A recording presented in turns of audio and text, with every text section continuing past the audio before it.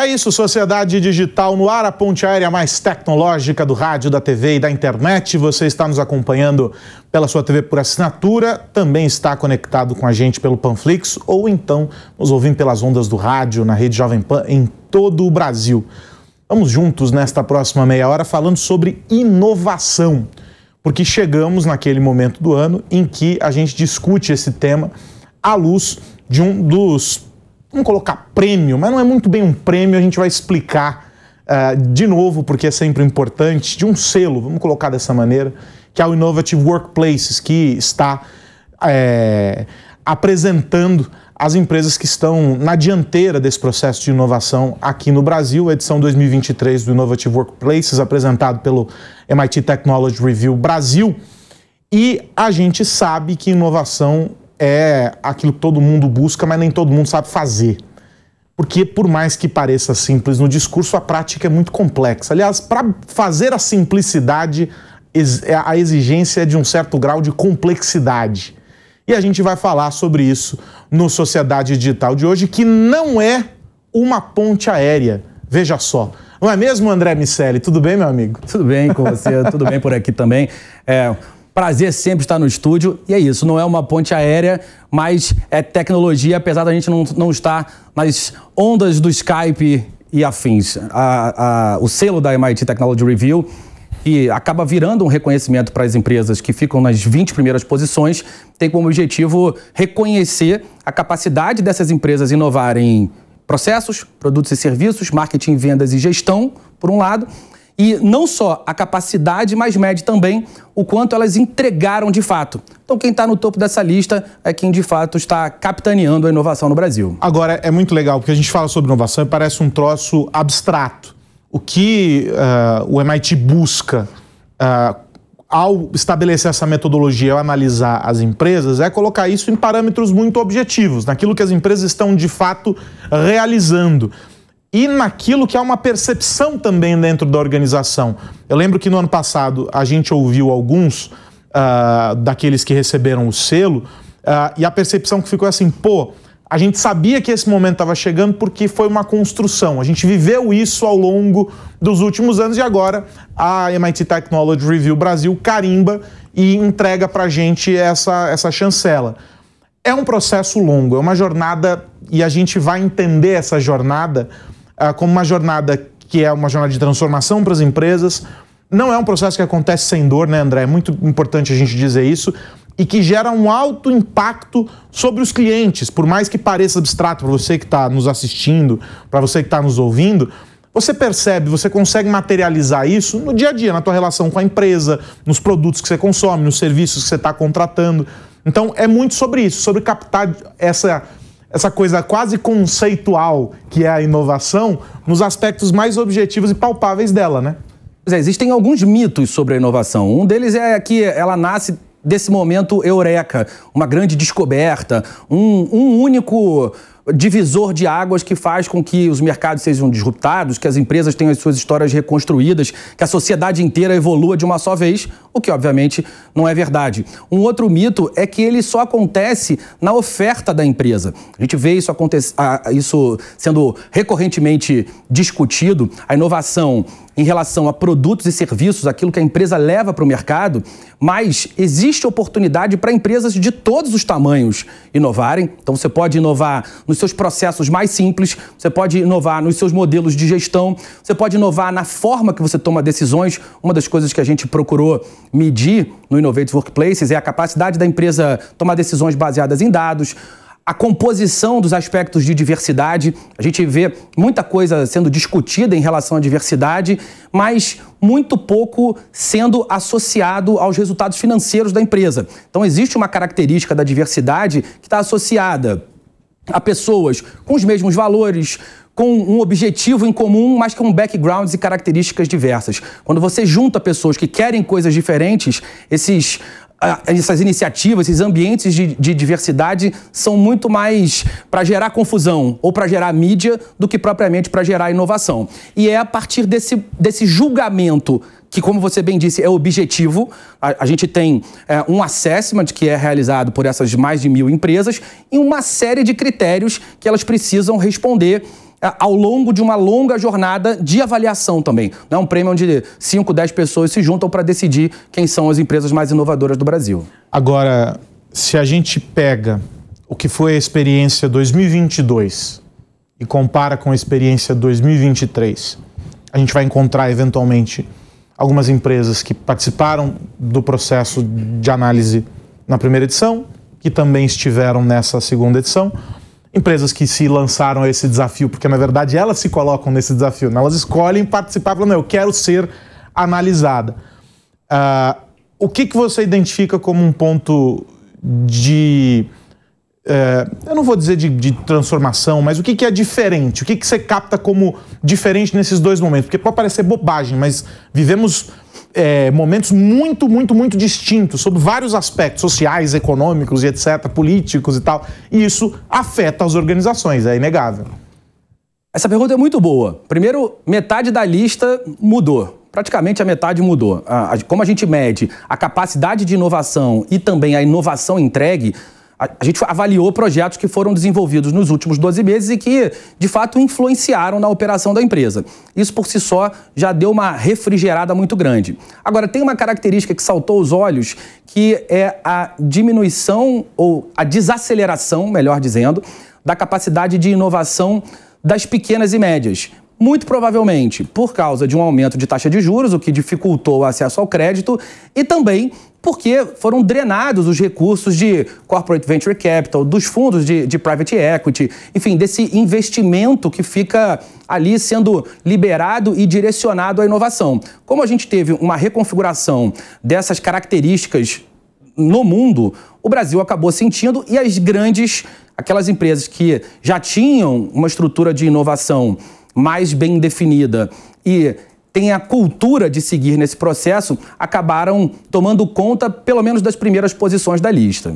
Vamos então, André Miceli, olhar e discutir esse assunto aqui sob a perspectiva de uma empresa que foi testada, que foi analisada, não é?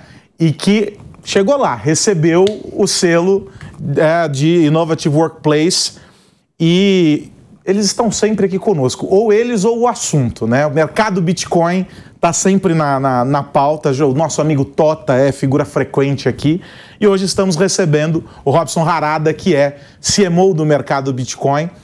Harada, obrigado por estar aqui, parabéns por essa chancela da MIT Technology Review Brasil, e aí eu não tenho como começar essa nossa conversa perguntando para você o seguinte: como é o desafio de se manter inovador num ambiente altamente inovador como o do mercado em que vocês atuam? Tudo bem, querido? Primeiro, obrigado. Muito prazer estar aqui. A gente está muito honrado, muito animado de ter recebido esse reconhecimento de uma trajetória muito longa que o MB tem de inovação, né? A gente está hoje no mercado altamente disruptivo, altamente inovador, e para a gente trabalhar com inovação é quase parte do nosso dia a dia. Só que é o que vocês comentaram mais cedo, a inovação não pela inovação, a inovação pela necessidade de criação de casos de uso, pela necessidade da disrupção e pela necessidade de encontrar novas formas de fazer algo que já está estabelecido, que é o que nós fazemos nesse mercado cripto, nesse mercado financeiro, dessa nova economia digital. Quando a gente fala de tokenização de ativos, criptoeconomia e todos esses ambientes que estão ao redor da Web3, não tem como você não estar inserido nesse segmento e não estar praticando inovação todos os dias, porque é um mercado ainda em fase de maturação, é um mercado em estágio inicial, que está aí trabalhando na regulamentação e na sua estabilização, e quando isso acontece, você está fazendo o quê? Quebrando o status quo todo dia. E fazer isso é fazer inovação, e a gente tem isso no nosso DNA há 10 anos, e muito convenientemente, esse ano, em junho agora, a gente comemora 10 anos de trajetória, 10 anos de uma startup já é algo muito louvável, 10 anos de uma startup cripto, num mercado absolutamente disruptivo e nervoso, é ainda mais interessante, dá pra gente muito orgulho, e uma coisa juntando na outra, essa premiação, esse reconhecimento, dá essa chancela desses 10 anos de trabalho, construção e inovação que nós estamos fazendo no mercado brasileiro. Harada, tem dois pontos que me chamam a atenção nesse processo. Um é o da cultura, como se estabelecem culturas de inovação. E o outro que está associado à cultura, que é lidar com o erro. Naturalmente, uma empresa que inova é uma empresa que aprende a errar. precisa falhar rápido para falhar mais barato, mas o caminho é inevitavelmente permeado por redirecionamentos. Como vocês constroem essa cultura de inovação num mercado que tem algumas tangências ali que não permitem que vocês inovem para qualquer direção? Vocês precisam obedecer determinadas regulamentações, precisam lidar com os grandes bancos, com grandes players, com o Banco Central, enfim, tem alguns agentes que, de alguma forma, acabam limitando o processo criativo de vocês, e também uma empresa que, obviamente, tem o desafio de dar resultados financeiros, o que pode muitas vezes ser confundido com desperdício. A inovação pode ser confundida com desperdício de dinheiro para empresas que não sabem percorrer esse caminho. Como vocês constroem essa jornada? No nosso caso, a gente é muito propositivo, né? A gente trabalha muito próximo dos reguladores e na nossa forma de fazer inovação, a gente acredita na inovação correta. O que isso significa?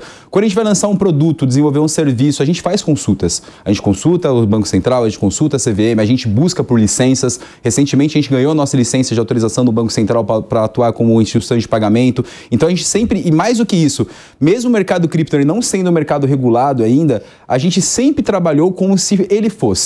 Né, reportando para o COAF, CNPJ local, segregação de patrimônio, porque a gente acredita que se a gente atuar da forma que a gente acredita que o mercado deveria ser numa regulamentação, a gente já está jogando dentro das 4 linhas. Né? Isto posto, tem uma outra vertente do que você está trazendo, que é a inovação para a gente é a forma da gente, inclusive, encontrar essas novas matrizes de receita.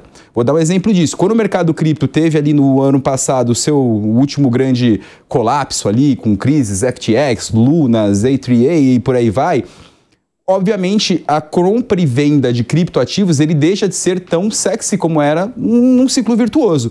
E a gente já há um tempo, né, a gente foi a primeira grande tokenizadora de ativos financeiros do país. Quando a gente viu que o mercado cripto estava entrando no seu contexto de bear market, de baixa, e que ia ser duro desenvolver esse mercado, a gente olhou para essa outra frente de tokenização de ativos financeiros, que é o que a gente chama aí de renda fixa digital, tokenizar precatórios, recebíveis, consórcios e afins, como uma forma de entregar para as pessoas um produto ainda baseado em blockchain, mas sem a amarração ou sem estar conectado com a flutuação e a variação e as intempéries da cotação do Bitcoin, do Ethereum, dos outros criptoativos. Então, a gente inovou lá atrás, sendo muito corajoso em vamos tokenizar essa cadeia financeira e ajudar a melhorar a eficiência dela, melhorar a intermediação e gerar mais yield, né, e gerar mais rendimento para os clientes na ponta com um produto financeiro baseado nessa tecnologia, que é essa grande infraestrutura que nós trabalhamos, que é a blockchain.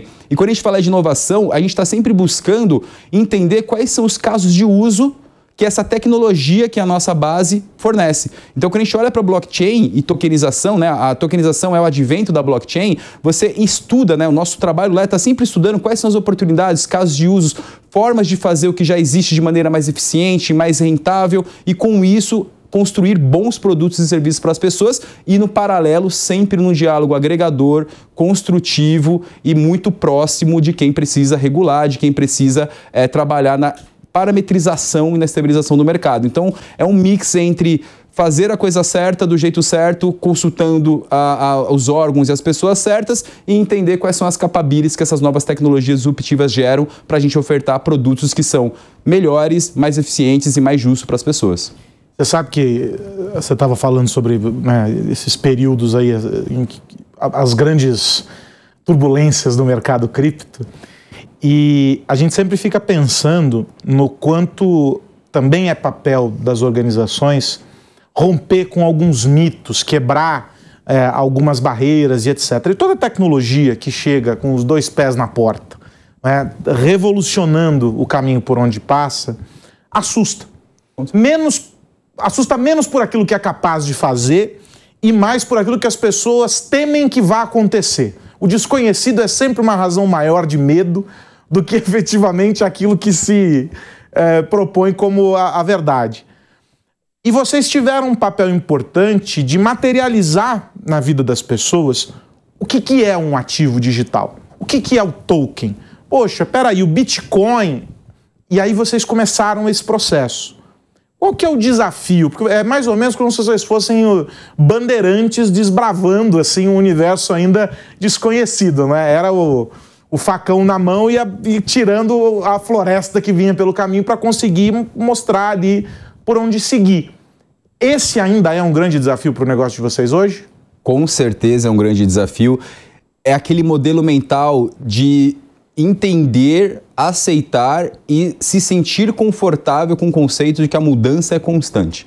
Muitas vezes a gente está num caminho e do nada acontece alguma notícia macro, alguma questão macro de mercado que a gente precisa mudar de rota muito rápido. Porque se a gente ficar ali tentando insistir num erro ou num caminho que está bloqueado, a gente vai ficar preso.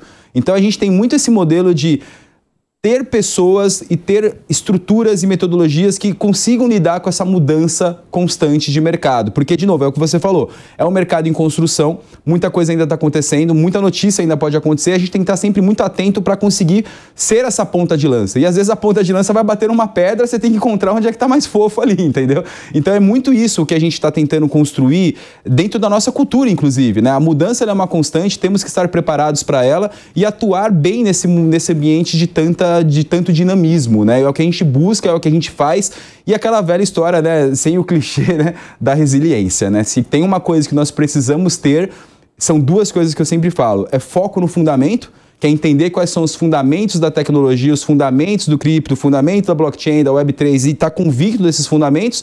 E o segundo é a capacidade de adaptação e resiliência dentro de um mercado tão dinâmico, tão nervoso e tão disruptivo, né? Que, na verdade, o que é tão legal disso tudo é a gente saber que é um caminho sem volta. E a gente está aqui ainda desbravando e vamos olhar para trás com muito orgulho de tudo que a gente está construindo até agora. Arada, você falou sobre os produtos, os redirecionamentos que vocês construíram ao longo do tempo para entregar produtos para o mercado que estejam mais adequados, que de alguma maneira consigam proteger a empresa dessas flutuações, enfim, a inovação em produtos / serviços. Agora eu quero discutir um pouco com você sobre a inovação em marketing e vendas. Eu sei que você gosta muito do marketing de comunidades, vocês têm desenvolvido um trabalho muito interessante nessa linha, uma visão com a qual eu concordo plenamente de construir as comunidades em torno do negócio, mas que isso representa um potencial de inovação e cria demandas para novos formatos de comunicação, porque tem um pedaço desse assunto que é educar o mercado, que é cliente potencial e muitas vezes nem sabe disso. Como tem sido inovar no marketing? Você, como CMO, conta um pouco dessa história. Tem sido muito interessante e até particularmente falando, bastante desafiador. Por quê? Um pouco do meu histórico de carreira, eu vim de plataformas de Big Tech. Eu trabalhei na Meta, antigo Facebook, trabalhei no Google. Então, de uma forma inerente, sempre tive bastante naturalidade na atuação de paid media, usar essas plataformas para fazer growth, para fazer crescimento. E o mercado cripto hoje no Brasil, pela falta de regulamentação, alguns players, principalmente os nacionais, sofrem com o bloqueio dessas plataformas de a gente não poder usar elas para fazer comunicação em mídia paga. A gente pode usar para fazer orgânico, por aí vai.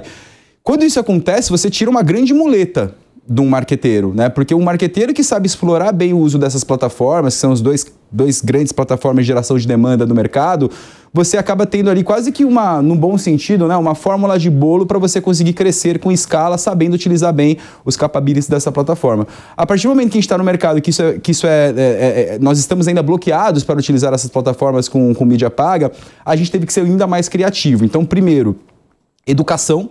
É algo que tem sido, já tá mais do que claro que educação por parte de produtos inovadores, ele é core para você conseguir distribuir, aumentar o entendimento e quebrar barreiras. Então isso é um pedaço muito importante da nossa estratégia. Conteúdo, mas é conteúdo levado a sério, não é fazer o conteúdo por fazer, não é postar no Instagram, não, é ter uma estratégia de conteúdo que tenha trilhas, personas e consiga entregar diferentes conteúdos customizados de acordo com o momento da jornada da pessoa no nosso produto, que é um produto complexo. Exemplo disso a gente fez um investimento bastante interessante de tempo, de energia e afins na reconstrução do nosso blog. Aí a pessoa, blog, negócio tão demodê, né, para uma empresa cripto, falando de conteúdo e tal. Gente, assim, blog é o grande coração de uma estratégia de conteúdo, né? E até dando aqui um spoiler, esses dias recentemente eu estava com o meu time de Data Science e a gente estava analisando LTV por origens de conteúdo, né? Lifetime Value por origem de conteúdo. O nosso maior Lifetime Value está nas pessoas que passam pelo nosso blog e depois acessam a nossa plataforma. Ou seja, a pessoa está lá, ela é educada, ela entende um conteúdo de respeito, conhecimento. E depois, com o conhecimento, ela atua. E foi um dado muito interessante. Além disso, a gente também fez um outro cruzamento de LTV das pessoas que passam pelo nosso portal de notícias, né, que é o portal do Bitcoin, por exemplo. Também tem um LTV interessante, mas o do blog ele se destacou, reforçando a capacidade que você tem de investir numa estratégia forte, consistente de conteúdo. Associado a isso, né, para terminar um pouco aqui a fala, o marketing de comunidades tem sido algo que tem sido muito importante para a gente. A gente lançou a nossa comunidade Web3, ali representada dentro do Discord. Hoje a gente está com mais ou menos 3 mil membros, bastante engajados. A gente lançou um PES de NFT para engajar mais os holders do PES e afins. E essa comunidade, dentro de um projeto de gamificação, a gente usa uma plataforma que chama Zilli, que gamifica as ações das pessoas nas nossas plataformas de interações. Então, se a pessoa curte o perfil do MB A, B, C, D, posta nos nossos comentários, recomenda a gente para cliente, faz estratégia de referral, participa das lives, dos podcasts e afins, ela vai ganhando pontuação e essa pontuação depois é recompensada. Então a gente está criando ali um exército do bem de advogados que vão estar sempre interagindo nas nossas redes, advogando pela gente e espalhando a palavra no bom sentido, porque eles estão confortáveis e cientes de fazer isso, né? Então isso tem sido muito interessante. E, por último, né, uma estratégia muito forte, consistente de produto, tecnologia e marketing no que tange a MGM e Referral. A gente falar que um produto ele tem que ser member, get member e recomendável por design. Ou seja, o engine, a recomendação, os dashboards para mostrar para o cliente quem ele está indicando, quanto que ele está recebendo de volta de grants por isso. Então, todas as estratégias que fujam do óbvio de botar um caminhão de dinheiro em paid media bem otimizado, tecnológico, fazer o crescimento acontecer, faz com que a gente seja mais criativo, disruptivo e tentar inovar também nessas formas de fazer estratégias de marketing e comunicação. E no comecinho você estava falando sobre aquilo que vocês acreditam, né? Falou, pô, a gente acredita no mercado como ele deveria ser, a gente pratica assim. A inovação também é um elemento que tem que estar presente na cultura da organização. E a gente estava, antes de começar a gravar aqui, dizendo, você falou assim, pô, a gente está em home office, mas a equipe está esparramada, vocês se adaptaram também a esse universo. Como vocês trabalham a cultura da organização? São uma década de uma startup que começou com um núcleo menor, veio crescendo, vocês têm um time de tecnologia, enfim, todas as áreas ali cresceram acompanhando essa demanda. Como que se preserva a cultura e se solidifica essa cultura dentro desse crescimento? E como se insere a mentalidade no que se refere à inovação dentro desse processo? Não só estamos de home office, mas a gente abraçou a bandeira do work anywhere como uma das grandes falas e poder de argumentação da nossa marca empregadora. Porque a gente tem visto que muitos colaboradores optam por empresas que estão nesse modelo. Mas é o que você falou, isso gera um grande desafio. Eu falo por mim mesmo, né? Hoje a gente trabalha home office, eu faço algumas ações fora de reuniões, alguma coisa do tipo, mas é um grande desafio você estabelecer e criar cultura num ambiente tão descentralizado. Mas, natural à nossa organização e ao nosso mercado, a gente trabalha com a descentralização como premissa, né? O mercado cripto, o mercado Web3, ele trabalha com descentralização como premissa.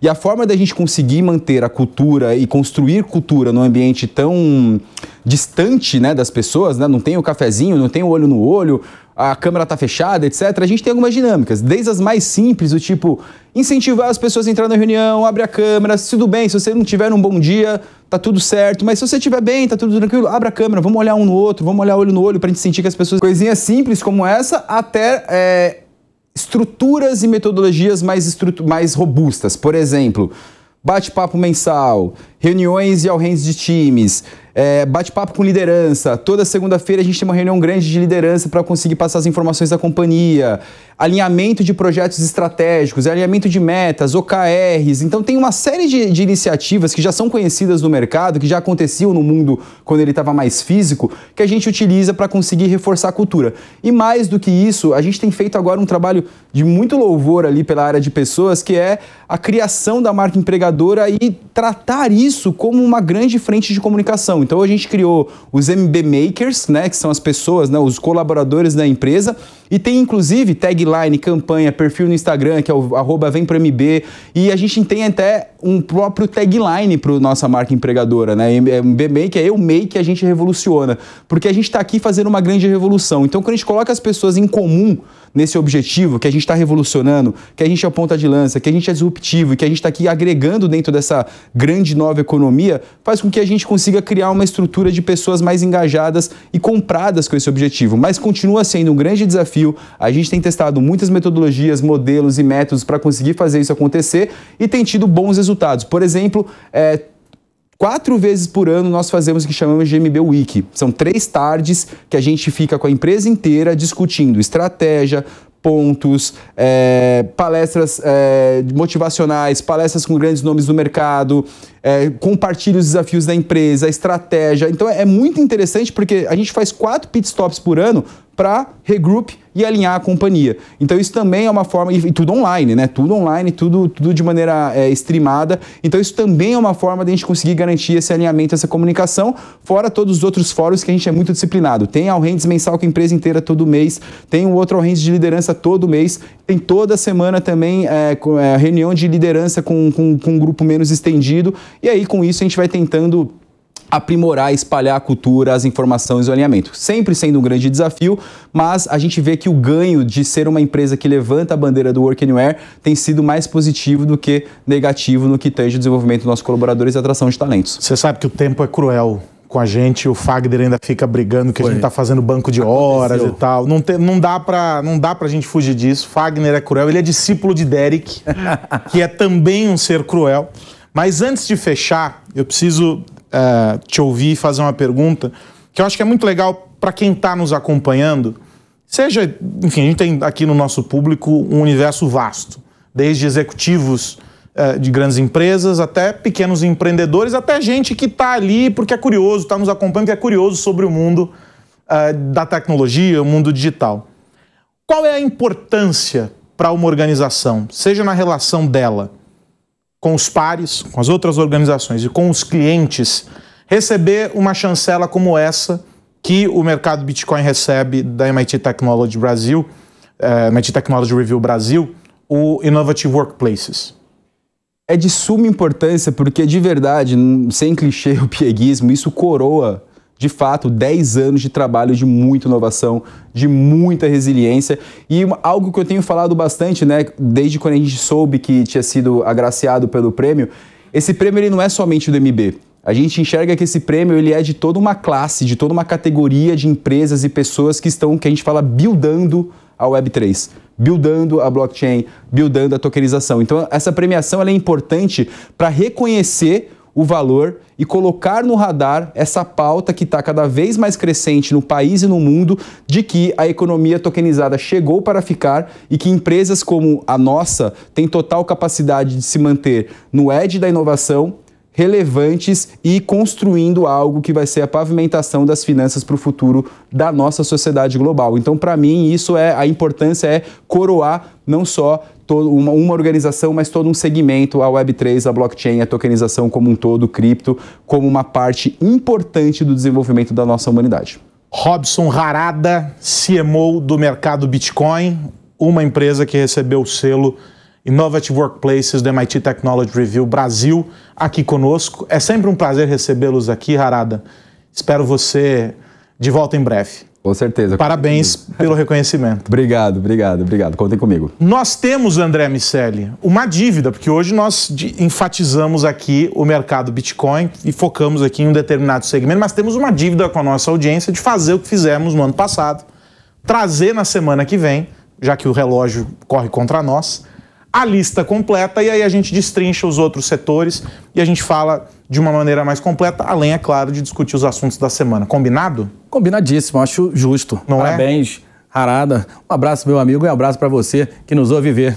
E olha só, se você chegou pela metade do caminho, não tem problema. O Sociedade Digital de hoje e as edições que passaram, tudo disponível lá no Panflix. É só você acessar o Panflix ou o canal Jovem Pan News no YouTube.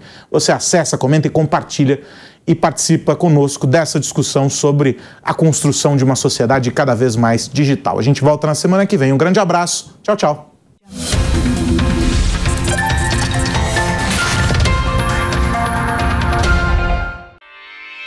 Realização Jovem Pan News.